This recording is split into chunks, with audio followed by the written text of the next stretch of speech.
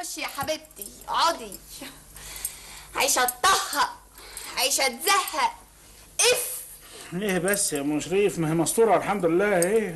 ادي احنا عايشين وعندنا تلفزيون وراديو، ناقصنا ايه؟ فيديو. ناقصنا فيديو يا سي حنفي. تاني؟ طبعا. هي دي عيشه من غير الفيديو؟ ده الموت ارحم. ده كلام ناس عاقلين ده. 100 مرة أقول لك إنني موظف، ما هيتي على قدي، أعمل إيه؟ ولما أنت مش قد الجواز بتتجوز ليه؟ لما أنت مش قد الفيديو بتمرمط بنات الناس معاك ليه؟ خرجتني من بيت أبويا من أساسه ليه؟ هو بيت أبوك كان فيه فيديو؟ أكتر حاجة دخلت بيت أبوك إيه؟ الفونوغراف أبو منافل. بابا جبت الفيديو؟ فين الفيديو يا عم؟ أيوه أمكم وعزاكم. طبعا يا عين أمهم. شايفين عيال الحارة كلهم عندهم فيديو رايحين جايين على الافلام يتفرجوا عليها وهم لا. ما تجيب لنا فيديو بقى. مفيش فيديو ولا امشي. حسرة قلبي، حسرة قلبي عليكم يا عيالي. يا ام عطوة، اذا كنت اتفرجتي على شريط اسماعيل ياسين يا اختي ابعتيهولي وانا هبعتلك فيلم تاني. انما ايه وقفت؟ لا يا اختي، ده انا هفوته الاول على ام شريف عشان تتفرج عليه، وهنتفرج عليه فين ان شاء الله في البوتاجاز. سامع يا سي حنفي؟ يا فضحتك، يا فضحتك يا مشرف وسط الحاره. لا يا اختي، ما هي عندها لاكوردر تركب فيه الفيلم وتسمعه نهار اسود ومنيل. استنى بس يا بطل. جرى ايه؟ جرى ايه يا دلعادي؟ ما تتلم يا اختي انت وهي. طب ما دام مفيش فيديو ما توديهم سينما. منين يا درويش؟ ما انت لاسع على البيل وغطاه.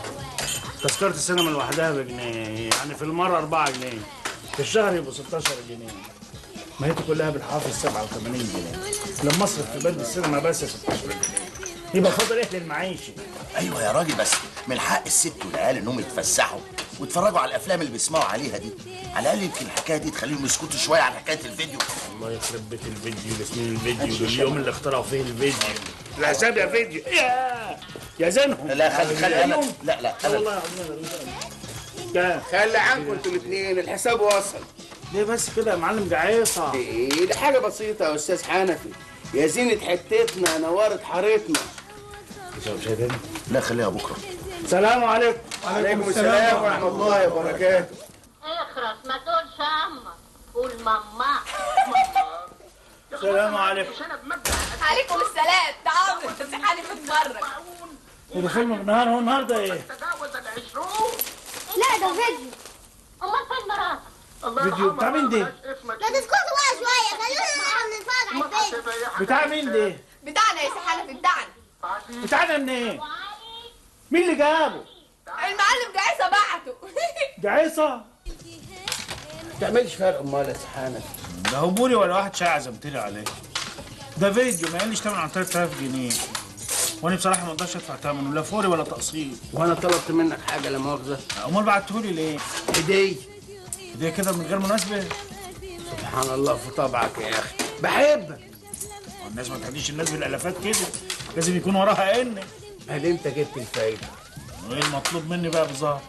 اصل المخازن بتاعتي مليانه تمة عينها ومش لاقي حته عشان اخزن فيها البضاعه الجديده، فقلت في عقل بالي مفيش غير الصنداره اللي في شقه الاستاذ حنفي. قلت ايه، الصنداره فاضيه. بس فيديو بحاله عشان تخزن البضاعه في الصنداره بتاعتي؟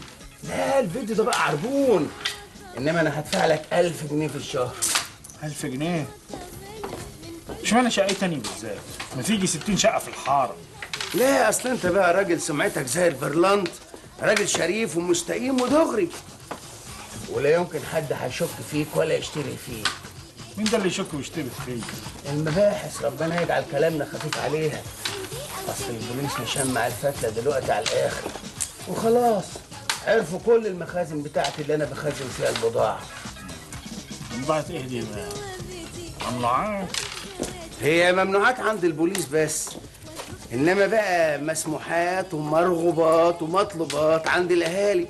هي بطاقه التموين عدت بكف حد اليومين دول. ولما انت عارف انني راجل مستقيم وشريف، ازاي تطلب مني طلب زي ده؟ انا هوديك في ده. خلاص يا استاذ حنفي مفيش داعي، بين البيع والشاري يفتح الله. يفتح الله.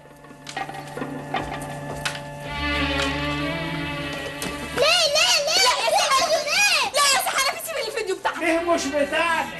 سي حنفي ده انا ما صدقت جاي. سي حنفي يا سي حنفي ليه كده؟ سي حنفي تحزني اودي وشي من الناس فين؟ طب اسمع يا حنفي، انا عندي فكره. فيديو تاني؟ لا سينما. اسمعني بس للاخر، دول شويه افلام هتشوفوها ما حصلتش، اعظم افلام في العالم. ما بتجيش مصر غير من السنه للسنه، تيجي في ديسمبر وترجع بلادها تاني. ايوه بس انا اعرف الافلام دي للكبار بس، انا يهمني العيال يا درويش. اسمعني بس للاخر، دول 250 فيلم، فيهم حوالي 30 فيلم للاطفال. 250؟ بيعرضوا في معظم سينمات القاهره على مدى اسبوعين، يعني تقدروا تطلعوا من الفيلم تخشوا فيلم، تطلعوا من الفيلم تخشوا فيلم، وممكن في يوم واحد تشوفوا 4 افلام يا سيدي. يعني مراتك والعيال هيشبعوا فرن.